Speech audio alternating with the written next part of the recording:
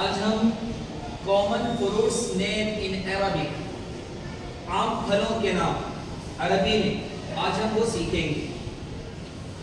सेब को अरबी में क्या बोलते हैं? सेब को क्या बोलते हैं? सेब को क्या बोलते हैं? किसको?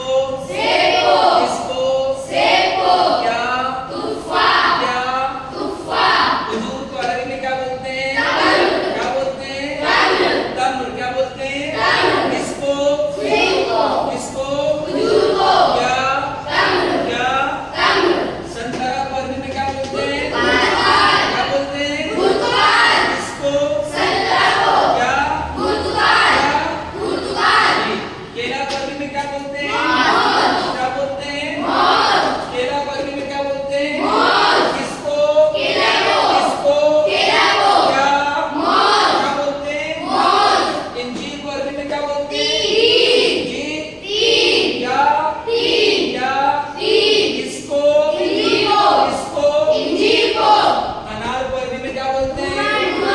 जी। क्या बोलते हैं? किसको? क्या बोलते हैं? अंगूर को अरबी में क्या बोलते हैं? क्या बोलते हैं?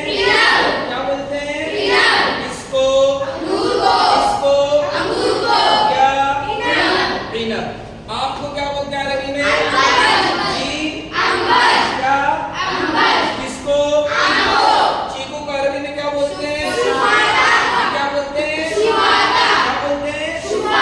किसको? किसको?